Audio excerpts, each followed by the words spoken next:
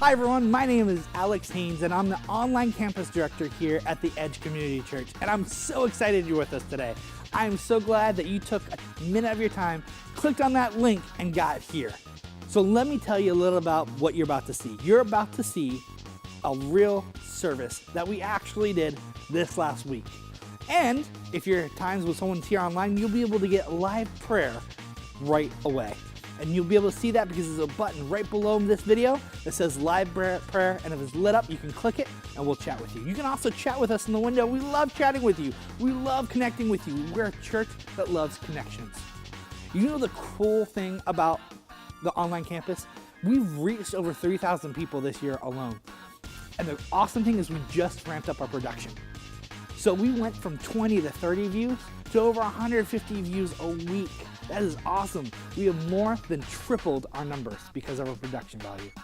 So we wanted to say welcome. We wanted to encourage you. We wanted to say thank you for being here. Thank you for watching. And we want you to enjoy what you're about to see. Pastor Mike is going to be bringing you an awesome message. I'm sure it's going to challenge you. So good afternoon, everybody. Wow, some of you guys are into it. So we can try that again. Get the rest of you into it. So good afternoon, everybody. That's much better. It's a small crowd, but guess what? We have a lot of people that like to watch this. This is a service that we post online. So last week we had like 70 views online, people from all over the country that have watched our service. I had 70. The week before that we had 148 views from, and so we have a lot of people who watch this particular service. And so we really want to cater this one and really direct that towards them as well. Is that this is really where I've gotten it kind of all together. I've kind of gone through it twice now, and I know that this is going to be the one that's going to come off pretty well. We're in the middle of this series called Being Rich. And, most of us, we don't think of ourselves as being rich. We don't. We look at this and we go, hey, I don't have the type of money I want, or I don't have, if I had this, I would be rich. If I had this, I would be rich. Really, the Bible, not the Bible, but when we look at things, there's good and there's bad news. And the good news is that you are rich. The bad news is you are rich. If you make more than $33,000, so right around $3,000 a month, $3,300 a month, right around there. You make $33,000 a month, or $3,000 a month, or $33,000 a year, you are in the top 1% of the world's earners. You make more than 99% of the world. If you make more than $80,000 a year, you make more than the top 1/10%. So 99.9% of the people, you make more than they do if you make $80,000 or more a year. It's good news and it's bad news. The bad news is that we get upset when our cell phone charger won't reach our bed. But we have so much money. It's so good that we get to go off, and when our wives are pregnant or when something's going on and they need something at 3 o'clock in the morning, guess what? The neighborhood Walmart is open. And we can show up there because all they want to do is make money. So we get to show up and go, honey, I want pickles. Baby, it's 3:30 in the morning. Can you go get me pickles? Of course, I will go.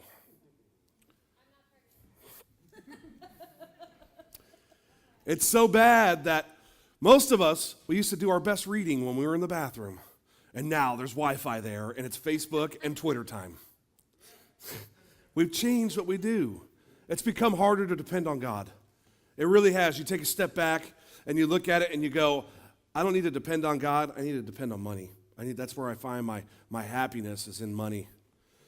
We've really lost, and we've forgotten. And what it really has become is the money has distracted us from our greater responsibilities. We've gotten to this point where money is so important to us that it distracts us from what God really wants us to do. In the Bible, there's a story in Matthew 13. There's a story about a guy who's out and he's digging in a piece of property that obviously isn't his. And he finds a pearl, or the kingdom of God. And he digs it up and he goes, oh my gosh, I found the kingdom of God. And what does he do? He buries it back up. He didn't steal it or anything. He buries it back up, and then he goes and sells everything he has.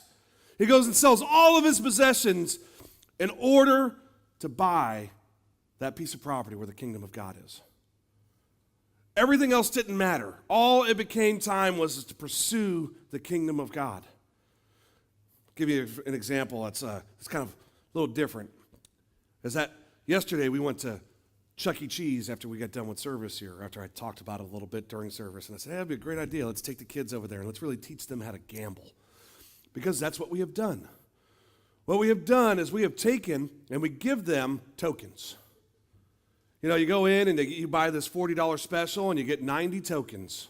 And what do? They go take these tokens and they go put them into machines. And they pound them into machines, and what do they get back? They get these tickets back to go be redeemed for merchandise. It's the same thing we do when we go to Reno. We go in, we give our money, and most of the time, they give it back to us in chips or tokens. We go shove them into machines, and the machines pay us out in a piece of paper that we go cash in at a window. It's virtually identical to what we're doing, but we're teaching our 2-year-olds and our 5-year-olds and our 7-year-olds to do it early.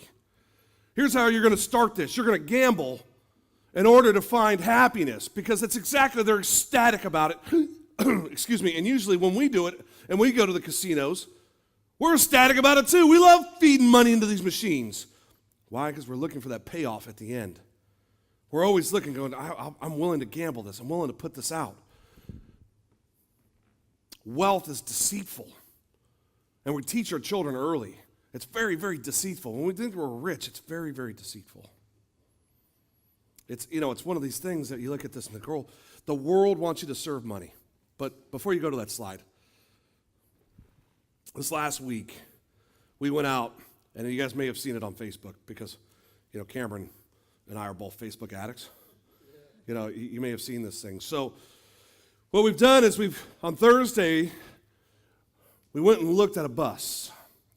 And we looked at and everybody laughs at this picture. It's like the greatest picture ever. And so we went and looked at this bus. And here's, I made sure that he sent me this picture. I was like, I need this one. Because I was going to, if I could have made it any bigger, I would have. It started. Yeah. But so we went and looked at this bus. And the bus, it's, go to the next slide. There we go. It seats 28. Okay, so that's a better picture. We'll get Cameron out of the middle of that thing. He was disturbing it. He was obstructing the view. And so this bus, we've been looking at different views. We've been looking at different buses since the beginning of the year. And we've gone and we've gone place to place. And we were looking as far as Utah, and we were looking to go in lots of different places. And so this particular bus happens to be owned, in case you can't see in the background, is owned by another church. So they were asking, and guys, I was looking at this bus, and they were asking $6,500 for this bus. They wanted $6,500. We haven't quite raised that type of money yet for this bus. And so I went up there, and I just went up there and I said, I'm placing my faith in you, God, that you're going to take care of this and that you're going to help deliver. And I had a budget, I had a number.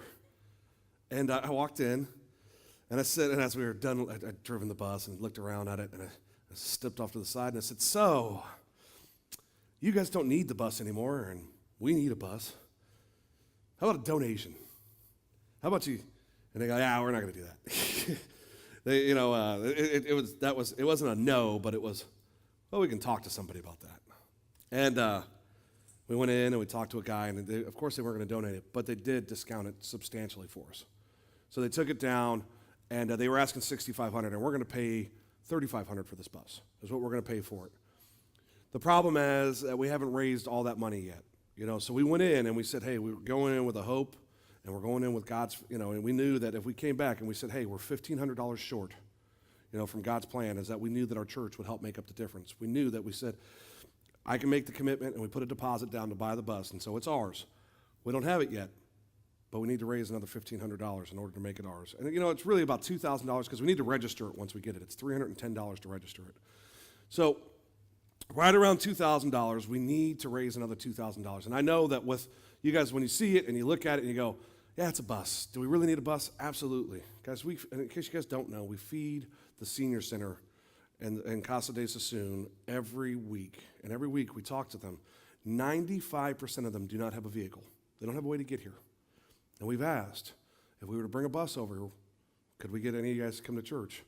And we've had 20 of them say yes. The bus holds 28, so they can bring a friend or two. Yeah. So it literally holds exactly what we said. On February 28th, our teens are going bowling. Well, it'd be nice for them to have to take one vehicle with one person who's certified to drive, and they could take them. Not to have them go in 5 different cars, and not to have us going, okay, well, do we do a background check on that parent, and that parent, and that parent, and that parent? It really allows us to be safer as well as to provide adequate transportation. The bus has 28 seats, and it only has 100,000 miles on it. We've been looking at other buses that have 3 times that amount. And it's great looking. It's a little different looking, so when we do finally get all of our graphics around it, it's going to be unique when you see it driving down the road.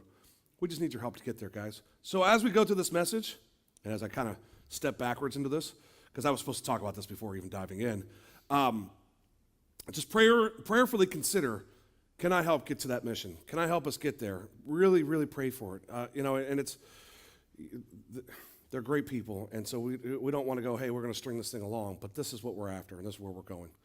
So help us out here and help us get to that. Let me dive back into the message now. I'm sorry about that. Sorry for my whole left field spiel. So as I was saying, the world wants you to serve money. That's what the world wants you to do. The world wants you to serve money. When we start teaching each other that right at the beginning, the Bible tells us in Matthew 6:24, and most of you have heard this. Most of you see, Matthew 6:24, you don't know the verse, but you've heard it before, because it says, no one can serve 2 masters. No one can serve 2 masters. Either you will hate one and love the other, or you will be devoted to one and despise the other. You cannot serve both God and money. You cannot serve both God and money. So now, let's stop here for a second. I want you guys to think about something. Most of our lives have been spent on what we call a paper chase. We've been chasing after a stack of money. The whole life. We go out and we go, I got to get money. I got to get this job. I have to have this. I have to have these things because I have to make this much money in order to provide for my family. The problem is that we haven't stepped back and relied on God and go, God, give me this day my daily bread. Got to remember is that back in the day when these guys were roaming the desert, they had to rely on God. They had to rely on him every day for manna. They had to look at a rock and go, God, if you're going to do it, then this is going to be where it's happening. They got water from a rock. When you think about this, do you have that type of faith? Are you serving God or are you serving money? Is everything about how much money? I got to make this, I got to make that, I got to make this. Because I'm going to tell you right now is that you can't serve both. And if you've been on this paper chase and you've been after this money, you've been continuing going, I got to do this, I got to do this, then chances are you're probably not on the opposite side of the aisle and pursuing God like you're supposed to pursue him and relying on him and going, God, I know that you can take care of this. God, I know that you're going to provide. You cannot serve both. Money is the number one competitor for your heart. It is the number one competitor for your heart. Everything that you do, it usually revolves around that. And it's your entertainment. It's going to the movies. Well, I don't have money to do that. I don't have this or I don't have that.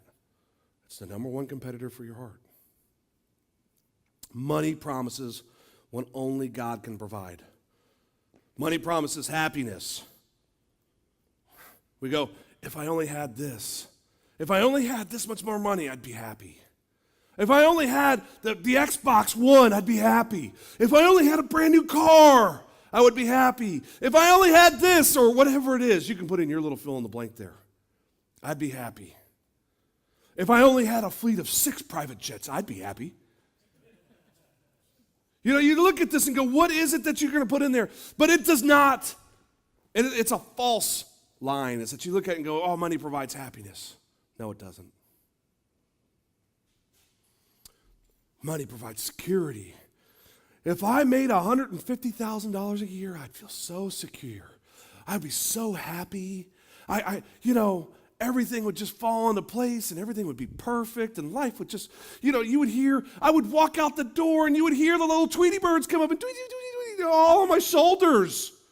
I'd be so secure, life would be perfect. No, it wouldn't be. Last week I showed a video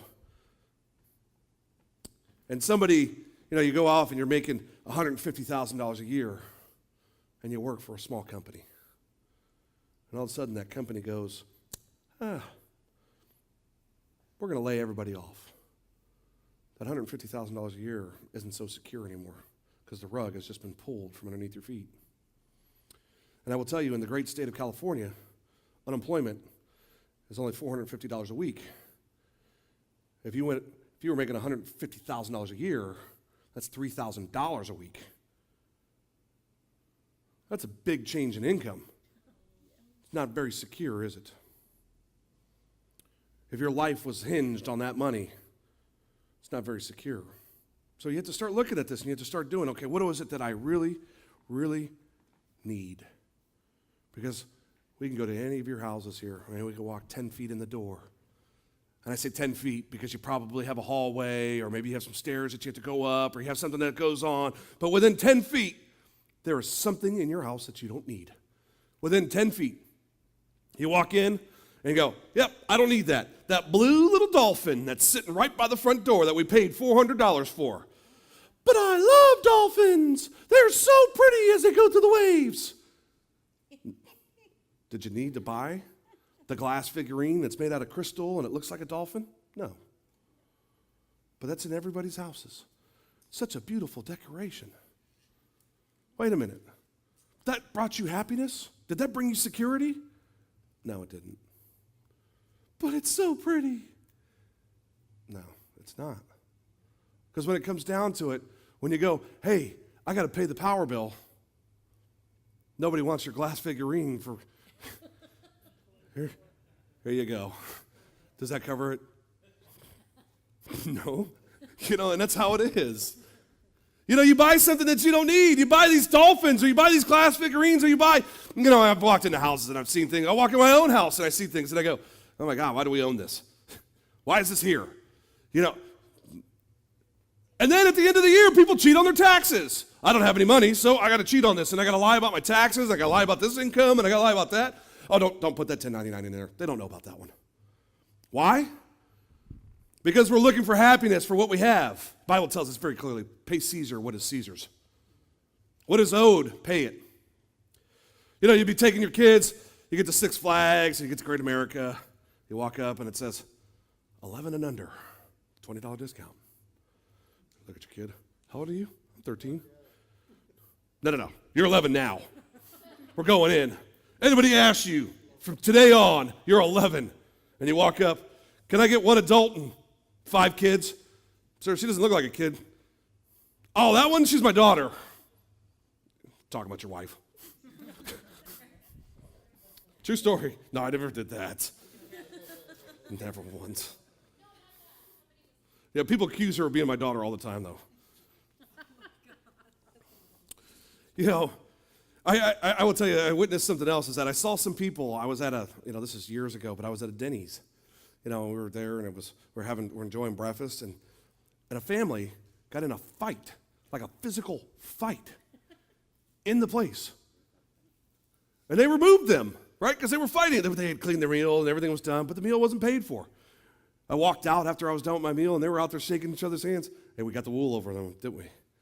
Got in a physical fight to not have to pay for a $20 Denny's meal. We will do anything to keep money in our pockets. We will do anything. We think our whole world revolves around happiness and security around money. We have to change what we're doing. We have to look at this and go, I want to do something different. I want to change what I'm doing. 1 Timothy 6. Command those who are rich in this present world not to be arrogant, nor to put their hope in wealth. Command those who are rich in this world. I've already said, if you're making $150,000 a year, you can have that ripped from underneath you very fast. It can come and it can be gone. You lose your house, you lose your car, you lose everything at that point. Do not put your hope in wealth, which is so uncertain. Guys, this was kind of written like 2,000 years ago. They knew it was uncertain then, too. They knew it. And they didn't have the type of money we're talking about. They go, it's so uncertain. But to put their hope in God, who richly provides us with everything good for our enjoyment. Listen to this. I've never, ever seen a bird go flying by, having a panic attack, or having anxiety. I don't know where I'm going to get the money for groceries later. I've never seen it. It's never been one of those things. It's never flown by, and it looks like it's getting ready to, it's on 15 different types of medication to control the anxiety it has about not having money. It's like, what they do is it knows. It knows, it relies on God. It goes, give me this day my daily worm. It knows it's going to show up. It's going to be delivered. It does not have anxiety about going, God, I need to have more money to be able to pay for my new house. Instead, it goes out and it collects and it builds straw houses. And guess what? It has to do it maybe a little more often. But it doesn't worry about it. It doesn't put all of its hope in finances because it knows that God is going to provide. It knows that God is going to deliver. It says, command them to do good, to be rich in good deeds.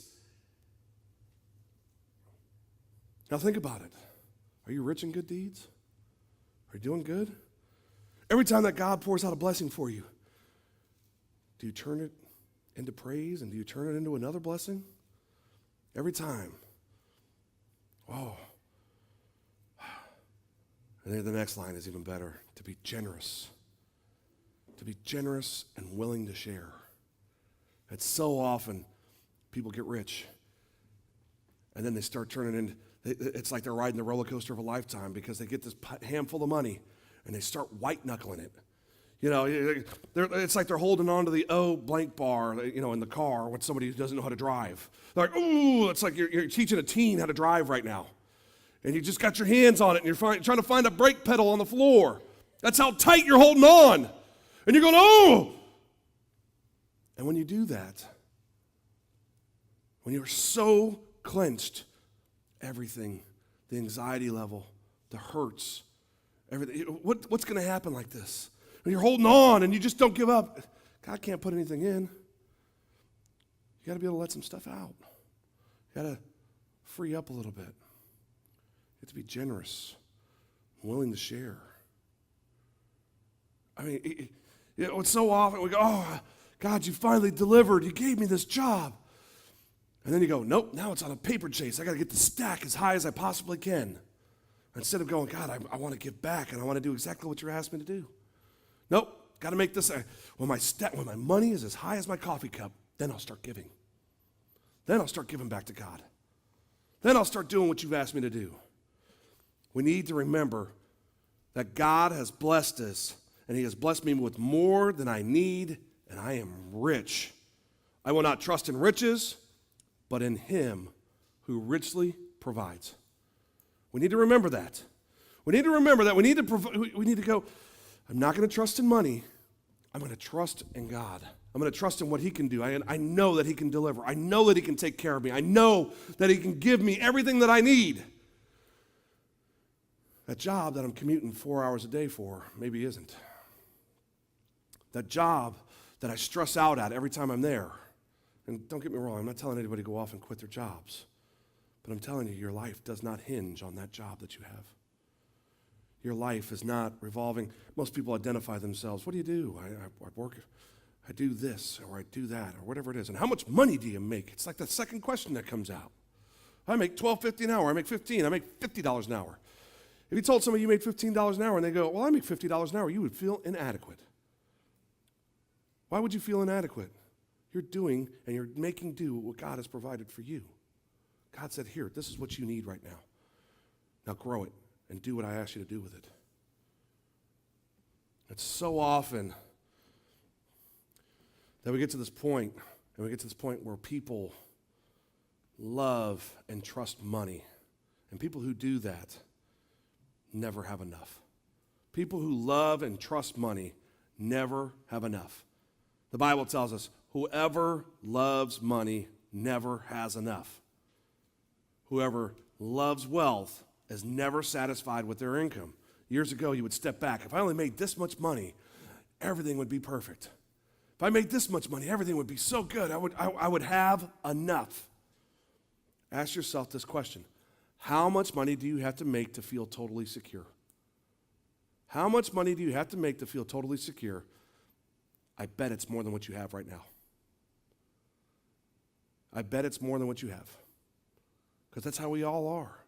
I'd feel totally secure if I made this much money an hour or this much money. I used to work in retail management before taking on and doing full, and I had a guy that came to me. He was a salaried manager, an assistant manager for me. He goes, Mike, I'm leaving if you don't give me a $3,000 a year pay increase. $3,000 a year pay increase. I go, and we're sitting there, we're talking about it, and I go, and his name was Jeff, and I said, Jeff, are you serious? I said, do you like working here? Oh, I love working here. I love the animals. I love the people I'm working with.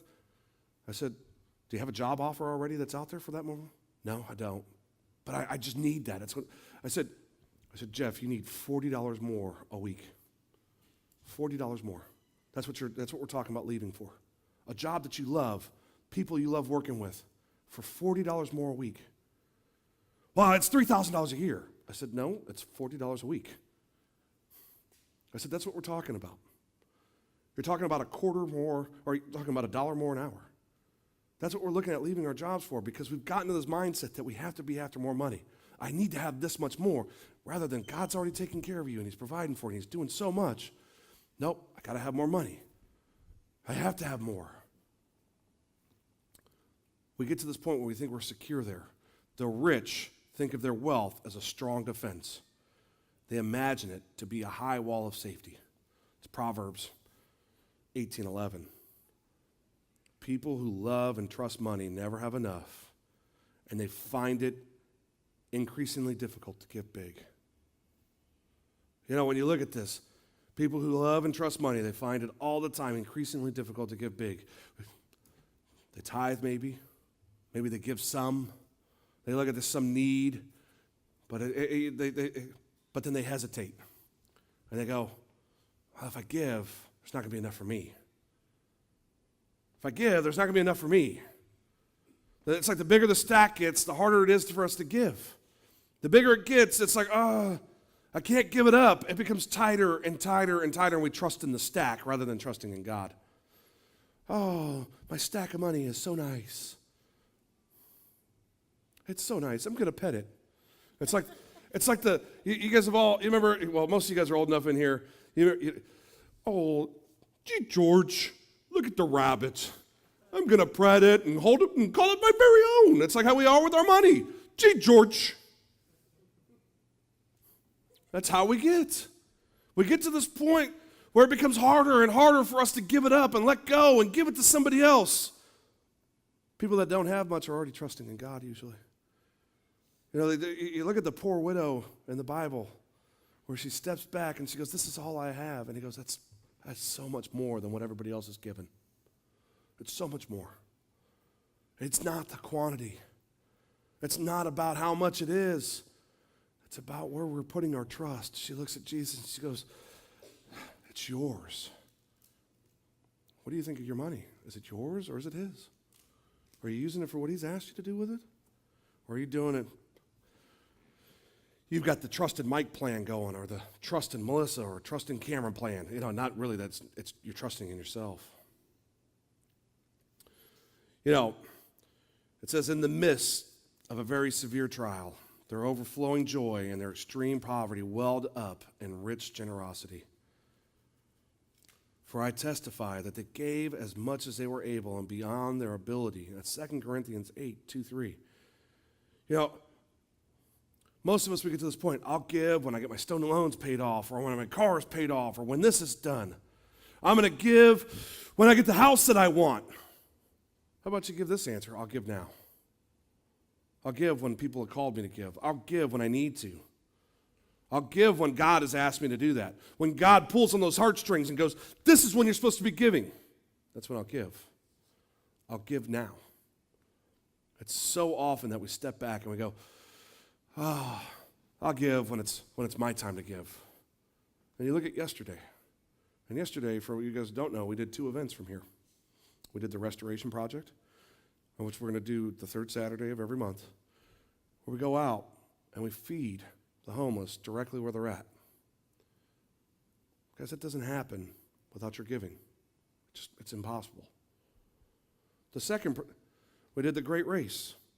And granted, we got a little bit of, the newspaper comes out, but who cares about that? That's really, we don't do it for that.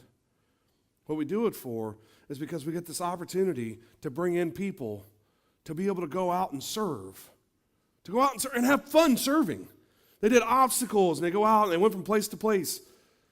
That's another thing that happens because people wanted to serve.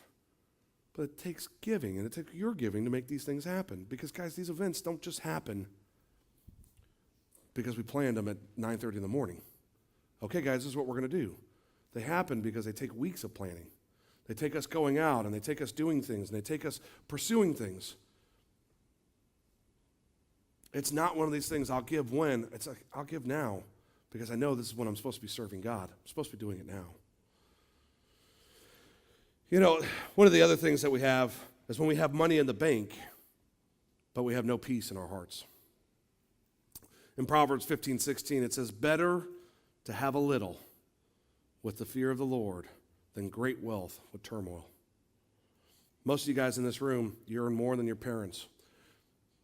Your parents made, my mom worked for the post office for 30 years, and when she retired from the post office, she made $33,000 a year. That's what she retired with the post office, after 30 years of employment there. My first job, I made $50,000 a year. I made more than my mom ever made.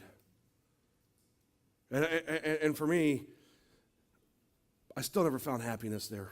I had plenty of money in the bank. I still never found happiness until I started doing what God really asked me to do. God asked me to do something so much more than chase, because I will tell you right now, is that we had to structure our lives so that way we could live on what we make here. My wife owns a hair salon. Because why? Because we were called to do something else. We were called to do ministry, and we were called to reach people for God. It couldn't be, we got to let money hold us up to do that. And so often, we allow money to hold us up from what we're truly supposed to be doing. We're supposed to be doing something that's very special, and so often it just ends up stopping us. And we become miserable, and we live under financial pressure. And life you start looking at it and go, why is it that I feel this way? I make good money, I have this going on, I have that going on, and why is it that when people that make 1/3 the amount I make, why is it that there's people out there that make 1/3, they seem so much more happier than me? Because they're not living under that pressure. And they're doing maybe what God has asked them to do. They live under the pressure of going, well, God, if it's your will, then that's what it's going to be. And I know that you will provide, and I know that you will take care of me. Where is it that you stand? They don't feel that pressure. Well, we always walk around, what I really need is money. That's the devil deceiving you. All the time, you look at it and go, what I need is money. Nope, you've been deceived. Most of us believe most of our problems can be solved by more money. We believe it all the time, and you guys are all under the influence of the devil. If I had more money, this would be taken care of. If I had this would be taken care of. Money is not the answer to our problems. Jesus is. Money is not the answer. More money isn't going to help keep your kids off of drugs.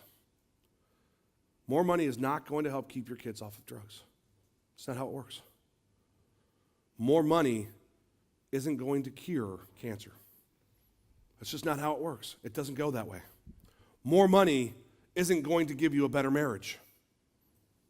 That's not how it works. But now all these places that we put more money, let's change it and go, more Jesus will help keep your kids off of drugs. More of Jesus will help cure your best friend's cancer. More of Jesus is going to give you a better marriage. When you start looking at this and you start changing it, instead of putting more money, put more God. God is what's going to help take care of this. Oh, I'm going to have money in the bank. I'll have peace in my heart. I'll have peace in my home. There'll be peace in my life. No. More Jesus in your heart, you'll have peace. More God in your home, you'll have a better marriage. When you start looking at it, you start putting things together, you have to remember We're all rich already. All of us are rich already. Now we have to command those who are rich not to be arrogant. Command those who are rich not to be arrogant. We don't serve money. God has blessed us with more than we need. We are already rich. We already have it. Walk into any one of our houses. There's all kinds of stuff in there that you don't need. There's all kinds of stuff in there. I've walked into people's houses. They got a DVD collection that you've watched them once. Stop buying them. Start renting them. Do yourself a favor. They're just collecting dust.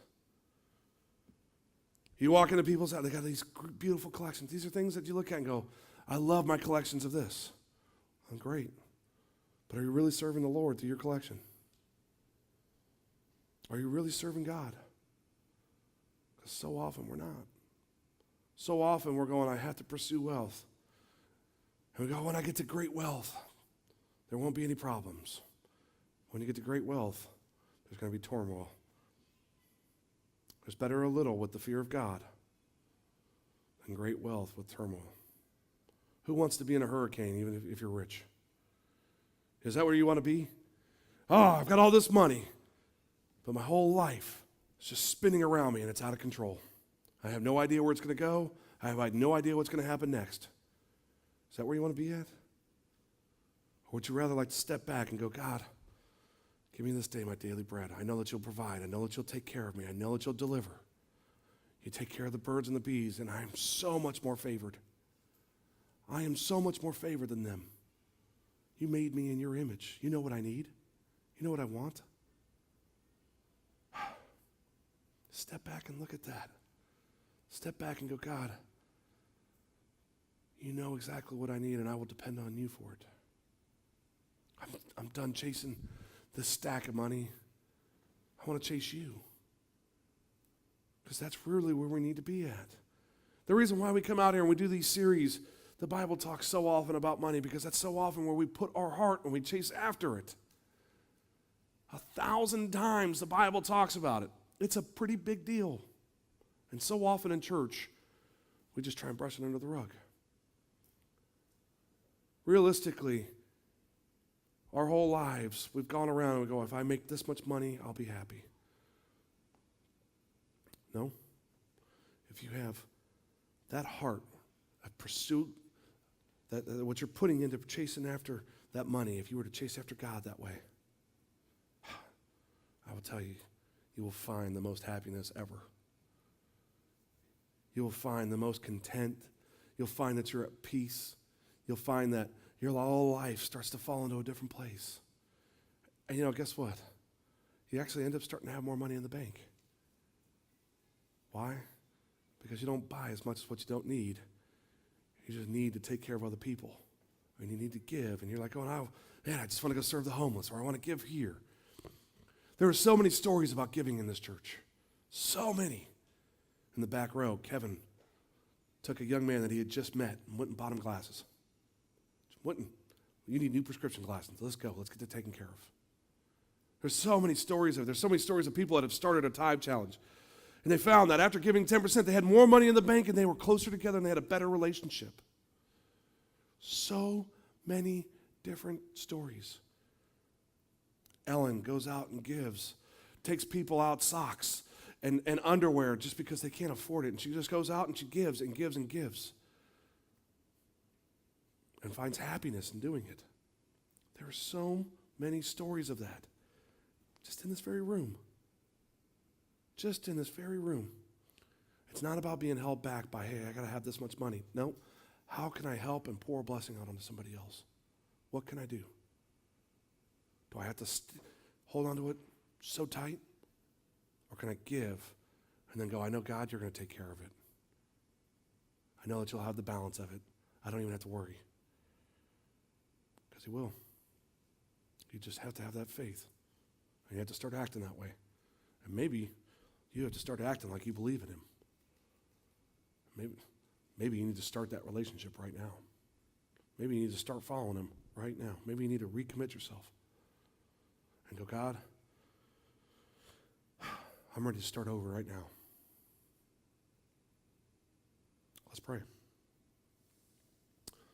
God, maybe I need to start over right now.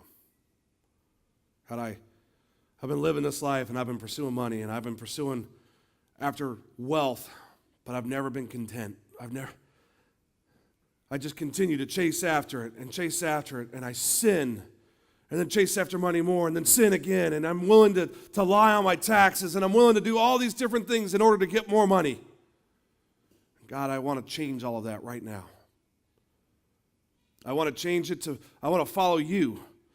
I want to recommit myself or I want to start a new relationship with you right now. God, you told us that if I believe in your Son, that if I believe that you sent your Son to wash away my sins, to wash away my brokenness, to make me pure, that in 2 Corinthians 5:17 you said, I will have new life. That the old is gone and the new has begun, and I want that right now, God. I want this change to come over right now, and I want to start pursuing you and start having trust in you, that you will provide every day, that you will give me my daily bread, that you will pour out, and you will just take care of me, and I know that you will. God, I believe, and I believe that he's washed me, and I'm ready for a new life, a new change, and I'm ready to let the old go from behind me. Keeping your heads down. If you prayed that with me right now, can you put your hand up? If you prayed that you're ready for this new life, that you're ready for something different, that you're ready I'm tired of it, it's over. That God, I'm ready to follow you. That I want to commit myself to you. You can put your hands down. Guys, it's a time of celebration to welcome new people in, to welcome them in and go, welcome to your new life. Let's move forward. And let's pursue God, and let's give that need to him instead of pursuing wealth. We've been deceived for so long that that's what we need to have. God, that's not where we need to have it. We need to have you. We need to have your love. We need to have your grace. God, thank you so much. Thank you for all that you are doing in guiding us and leading us. We are so thankful for what you have done and what you are going to do. In your Son's name we pray. Amen.